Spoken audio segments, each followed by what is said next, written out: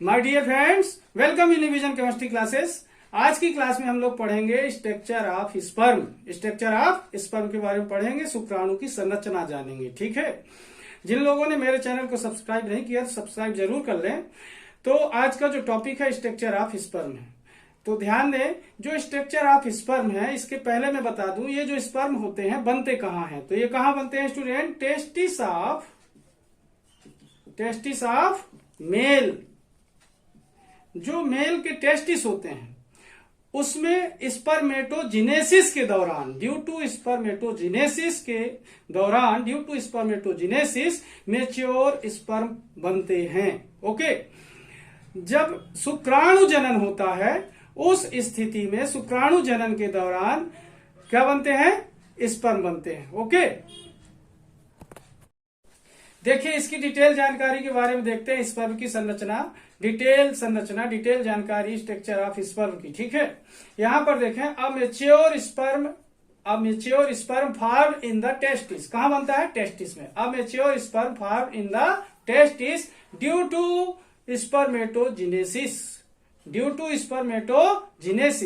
Sperm is a microscopic and motile structure. साथ में क्या है? बहुत ही छोटा होता है और चल फिर सकता है, इसलिए क्या? Sperm is a microscopic and motile structure. A typical mammalian sperm consist of the following three parts. First क्या होता है? हेड। सेकेंड क्या होता है? Middle piece. थर्ड क्या होता है? Tail. Okay, once again, a mature sperm form in the testis due to spermatogenesis. Sperm is a microscopic and motile structure. A typical mammalian sperm consist of the following three parts. First head, second middle piece and third tail. Okay, अब इनके one by one करके इनकी detail जानते हैं। Okay, देखिए first point, इसका जो head है, हेड मतलब हेड ऑफ स्पर्म कैसा होता है? It is knob like structure of the sperm. Sperm का कैसा स्ट्रक्चर होता है? नॉब लाइक, नुकीला स्ट्रक्चर होता है। It is knob like structure of the sperm. It is composed of a large nucleus. इसमें एक लार्ज न्यूक्लियस होता है, बड़ा न्यूक्लियस, एंड एक्रोसोम होता है। क्या चीज होते हैं? दो चीज, large nucleus and acrosome. It is composed of a large nucleus and acrosome. At the time of entry of the sperm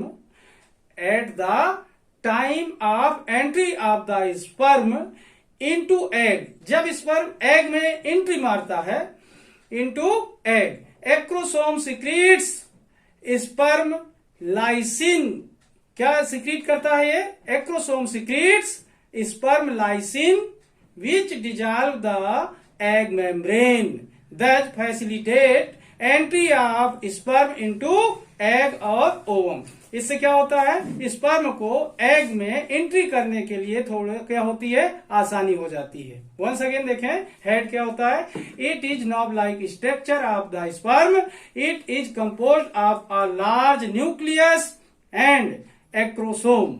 At the time of entry of the sperm into egg, acrosome secretes sperm lysine which dissolve the egg membrane, that facilitates entry of sperm into egg or ovum. Okay, second point देखें इसका, middle piece. Head के बाद क्या आएगा? Middle piece. Head, फिर then क्या होगा? इसके बाद हेड, देन मिडिल पीस। तो देखें इसके बारे में, इट इज शार्ट, ये छोटा होता है। It is short and lies between head and tail. Head और टेल के बीच का जो भाग होता है मिडिल पीस कहलाता है। It is short and lies between head and tail. It contains proximal and distal centriole. It contains proximal and distal centriole and compact mass of mitochondria. It is considered as the powerhouse of sperm. ये क्या कहलाता है? Power house कहलाता है sperm का। Once again, middle piece क्या होता है? It is short and lies between head and tail. It contains proximal and distal centriole and compact mass of mitochondria. It is considered as the powerhouse of sperm. Okay, अब देखते हैं next point. Okay, अब देखिए इसका third point देखते हैं। इसका third point क्या है? टेल। इसका थर्ड पीस क्या है? टेल। देखिए, it is situated on posterior part of sperm, यानी स्पर्म के सबसे पीछे वाला भाग होता है। It is situated on posterior part of sperm. It is not covered by membrane. ध्यान रखेंगे, it is not covered by membrane. It helps in the movement of sperm. Okay, अब देखिए स्पर्म की संरचना कैसी बनती है। स्पर्म का स्ट्रक्चर ऑफ स्पर्म यहां पर देखना। इसके कितने पार्ट होते हैं? 3। कितने पार्ट होते हैं? 3 पार्ट होते हैं। सबसे पहले देखें, हेड होता है। यहां से लेकर यहां तक क्या होगा? हेड होगा। फिर यहां से लेकर यहां तक क्या होगा? मिडिल पीस होगी। फिर यहां से लेकर के यहां तक क्या होगा? टेल होगा। तो 3 पार्ट पूरे दिख रहे हैं। इसके बाद देखें इसमें होता क्या क्या है। हेड देखें, हेड किससे बना होता है? सबसे पहले देखें, हेड में होता है एक्रोसोम। क्या होता है? एक्रोसोम। ओके, फिर क्या होता है? न्यूक्लियस होता है। क्या होता है यहाँ पर स्टूडेंट? देखिए न्यूक्लियस। और ये क्या है? नेक है। इसकी क्या है? नेक है। और ये जो है तो क्या कहलाता है? सेंट्रियोल कहलाता है। क्या कहलाता है? सेंट्रियोल। और ये जो स्ट्रक्चर है, ये स्ट्रक्चर कहलाते हैं माइटोकॉन्ड्रियल स्पाइरल। क्या कहलाते हैं? माइटोकॉन्ड्रिया है ये। तो माइटोकॉन्ड्रियल स्पाइरल, क्योंकि ये गोल गोल ऐसे घूमे रहते हैं, तो माइटोकॉन्ड्रियल स्पाइरल है।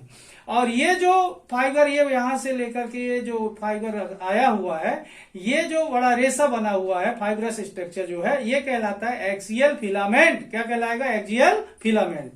अब यहां पर देखें, ये जो फाइबरस स्ट्रक्चर आया, ये क्या कहलाएगा? थिक फाइबर कह सकते हैं इसको। और ये जो है, ये फ्लैजिलम के नाम से जाना जाता है, क्योंकि ये फ्लैजिलर स्ट्रक्चर है। कैसा? फ्लैजिलम लाइक स्ट्रक्चर है, इसलिए इससे क्या बोलेंगे? फ्लैजिलम बोलेंगे। ओके, क्लियर हो रहा है? आप लोग इसको ध्यान से देखें, स्ट्रक्चर समझ आ जाएगा। और इसकी लेवलिंग करना ना भूलें आप लोग, इसको लेवल करना सीख लेंगे। ओके, जिन लोगों ने मेरे चैनल को सब्सक्राइब नहीं किया, सब्सक्राइब जरूर कर लेंगे। आज की क्लास को मैं यहीं पर समाप्त करता हूं। जय हिंद।